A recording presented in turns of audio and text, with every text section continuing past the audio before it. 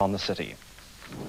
The Friday call to Muslim prayer in Baghdad followed one of the quietest nights since the Allied bombardments began. There were no airstrikes on the capital during the night, and many Iraqis said they were well rested. Iraqi officials are trying to demonstrate how the Allied strikes have been destroying non-military targets. The Pentagon said this building was making chemical and biological weapons. The Iraqis claim it made baby milk, a claim that is being thoroughly examined by the small group of Western journalists now in Iraq. ITM was allowed to freely scrutinize the ruins at Abu Ghraib and go through official documents. They were issued by the State Organization of Industrial Development and Construction. There was a stack of superficial evidence to support the Iraqi claims that the factory was innocently producing baby milk formula, but also nagging doubts like the necessity to camouflage the installation and locate it in an area of interest well known to the Americans. It was at this point that the relative calm of the day was shattered. The moment focused on the incoming projectiles rocketing past. Suddenly we could clearly see them. Chasing each other, following the same track. As you can see, that's the latest Tomahawk cruise missile to fly just over our position here. Anti-aircraft gunners all around us are trying to shoot them down. So far, 3 have flown over our heads, all heading for their targets, and I think there's some more coming in over here.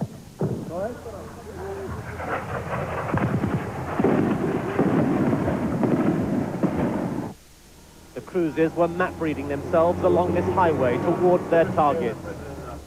1, perhaps 2, were almost certainly shot down and fell onto a residential suburb. A soldier was searching for casualties. We climbed through the dust and bricks of an adjacent house to find the occupants. A rocket fell there behind us and damaged our house, as you see. Yarmouk Hospital in Baghdad began to receive its first casualties. They were mostly children today, out playing when the missiles were shot down. But why don't more people take cover during the attacks? We had a long experience in our war with Persia, and every person is not afraid from bombing. And they say to Bush and his other people, they say that we are here, and if you want to take Kuwait, kill us. Despite their immense losses, Iraqis do not talk about any surrender of Kuwait. All of you are responsible. All of you. Arming the people for the sake of oil. As if we are Red Indians. We are human beings. Reporters have been allowed to see the aftermath of fighting in the town. We have 2 reports from the front, first from ITN's Peter Sharp. At the gates of Khafji, the green half light of the night sight camera revealed hundreds of Saudi National Guard troops and armored vehicles pouring into the beleaguered town early this morning. The wreckage of an Iraqi armored personnel carrier, still smoking, lay at the southern entrance to the town. The enemy had driven straight through Khafji and were still heading south when they were halted. The British military said today 300 Iraqi soldiers were killed. According to the Saudi commander, the 3-pronged attack on Khafji was an act of desperation. I think it was a suicide mission for them. They cannot gain anything except politically from that mission, but this is the biggest land battle happened. We gained a lot. I think we destroyed most of his forces inside the Kuwaiti theater, which I cannot confirm how many, but I can say with great confidence that you can count vehicles and tanks in hundreds. For the Saudi troops, their first battle experience came in the retaking of one of their own towns, not liberating Kuwait. This was the first time that the Saudi forces have moved against an enemy force. This is the first major battle for the Saudi army, and they've acquitted themselves terribly well. So that was probably the most difficult part for these young Saudi soldiers to engage in combat with a hostile force. We'd been allowed less than an hour in the outskirts of Khafji, and as we were ordered out, Iraqi heavy armor inside Kuwait was once again said to be moving south towards the border. The attack on Khafji and its brief occupation by the Iraqi forces was of little strategic importance, but once again it's demonstrated Saddam Hussein's ability to seize both the political and the propaganda initiative in this war.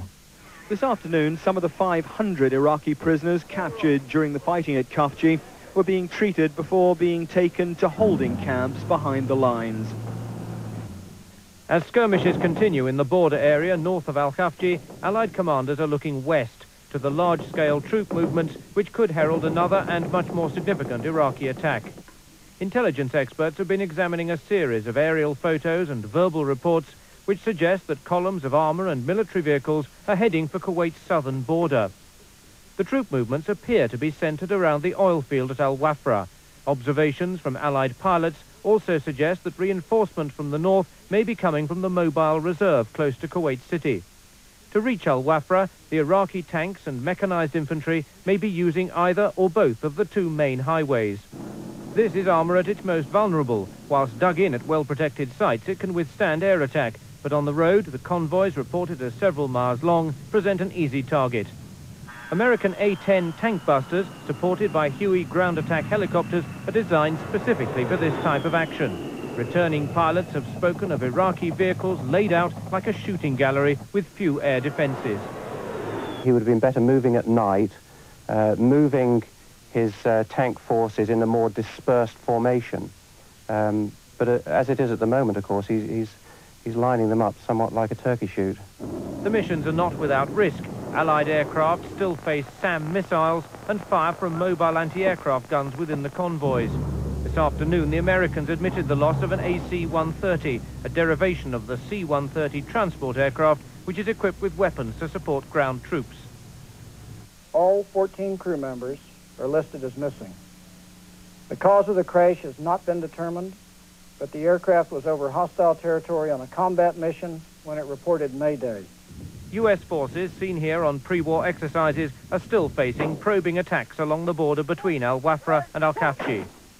In London, the Prime Minister, speaking on British Forces Radio, reflected on the possibility of another Iraqi offensive. It's a rather desperate ploy in some ways for the Iraqis to come out of Kuwait in the way they've done. Clearly, Saddam Hussein is losing this war. I think he knows he's losing it. He started it, and he's losing it. The more he comes out, the more I think he'll run into the sort of difficulties he did at Khafji. Tonight, Allied commanders are stressing again that whatever Saddam Hussein may throw against them, they won't be drawn into an early ground war.